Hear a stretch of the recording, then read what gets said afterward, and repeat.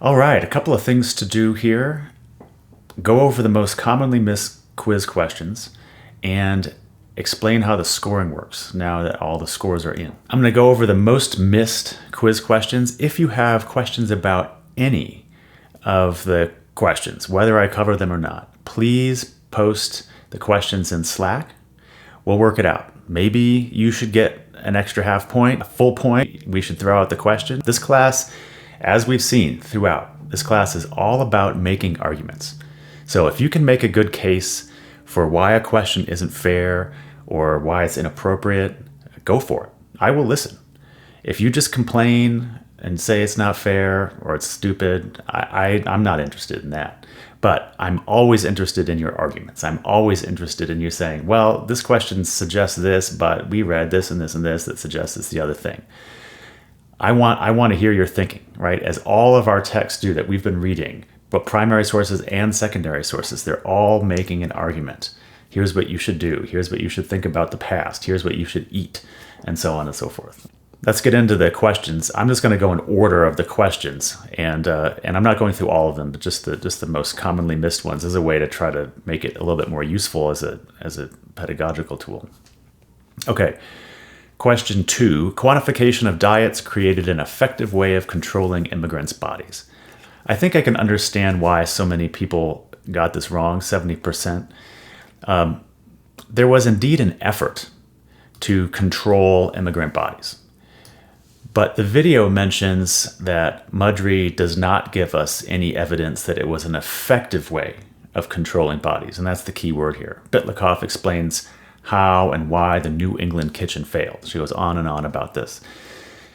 So we have to appreciate historically that there was this effort to control immigrants' bodies through diet, through this Americanized diet, through this efficient calorie counting diet. But there was no effective way of doing it.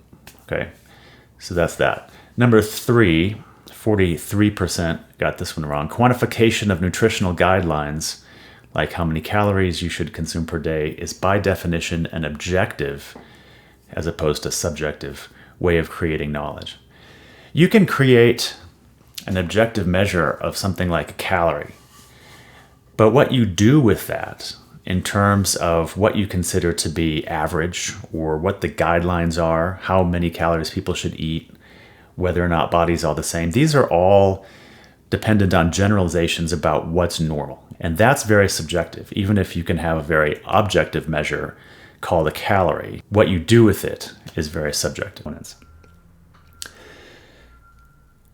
Knowledge is almost always employed for certain reasons. And this is what I think the real points of Monday and Wednesday reading are, especially when you compare it to what Atwater's doing. Number 4, the rise of the calorie and macronutrients, stuff that's in Atwater's article, made it easier to blame poor food production practices rather than individual dietary choice as a reason why some people consume less nutritious food. This was repeated in both the readings, in the video, on the discussion board, everywhere. The responsibility/blame for not eating right was clearly on individuals, right? It was the immigrants weren't spending their money most efficiently. Choice about calories, nutrients, food economy was an individual choice. It was the immigrants themselves, or sort of lower socioeconomic Americans. They were making the choice to buy unnecessarily expensive calories. They were being wasteful, and to some extent that was seen as immoral. We started just this week looking at Adele Davis, looking at sort of food production, but that's a much later concern. Okay, so up to this point when you took the quiz, it was all about individual dietary choice. Number 6, we read 3 very different primary sources last week because they illustrate how dietary advice has always had several different facets to it. 77% got this wrong. Always is the key word. A little tricky, but attention to detail is important. In the video, I stress that we're reading the different sources because the fact that there's these 3 totally different ways of thinking about diet published all at the same time, that's new. Galen, Cheney, that they represent sort of the main strand of dietary advice. There's not lots of different threads. Now we're starting to see that in the early 20th century. Okay, so the always makes this question false. It's true that we read them because in the 1920s, or 1918 to 1922, there's those three different strands, right? That much is true. But are we reading them because they always existed? No way. Number 8. To encourage the patients at his sanitarium to eat non-stimulating foods, John Kellogg invented large mechanized rollers to make cereal like cornflakes. 82% got this wrong, which to me was a little higher than expected because in the video, it's very clearly not the rollers. Key development in cereal isn't the rolling out of the flakes, as you might kind of expect. Other people were doing similar things, but the key invention was soaking it beforehand because it made it palatable. Okay. Number 9. Kellogg, like Atwater, was writing to showcase all the recent experimental work he had done, but goes into more detail than just calories. 80% got this wrong. On page 5 of the preface, he says, "There's perhaps no place in the world where the successive steps of scientific progress in the knowledge of nutrition and dietetics have been watched with greater care and interest than at the Battle Creek Sanitarium." Okay, so in the preface, he's making it sound like he's doing a lot of experiment, and then you might infer that the book is reporting on that. But if you actually read the text, or just skim through it, as I asked you to do, you can see that his work is predominantly not about his own experiment at all. It's about synthesizing, collecting, summarizing everything else that people had discovered in the last 20 years. He's really trying to pull things together. And of course, he's trying to implement those things in the Battle Creek Sanitarium. And he talks about his experience to some extent. But predominantly, the text is really everyone else's work, and he names a whole bunch of people in the preface. Many of you commented on this in your discussion posts, and you are absolutely right. So he's really not writing to showcase his work that he had done. He's writing to showcase experimental work that others had done and that he was thinking about in his sanitarium. Number 14, the more a diet text looks like our own modern diet text, the more we should pay attention to it. This is something I've been mentioning on and off the whole semester. Just because the dietary advice, like Galen or Chalin, looks totally unlike ours, doesn't mean it's less important. Everything on this class, as I think is clear by now, builds on everything else. We're still talking about balance, which is from Hippocrates and Galen. Okay, other things have obviously been discarded. Things constantly going in and out of fashion. Adele Davis is talking about natural diets and primitive diets, just like people in the 1820s were talking about it, and Graham was referencing as well. So just because it doesn't look exactly like ours doesn't mean it's any less important. It means we have to read it a little bit differently, and we have to be more careful about its historical context, and we might have to put more work into understanding why it made sense at the time.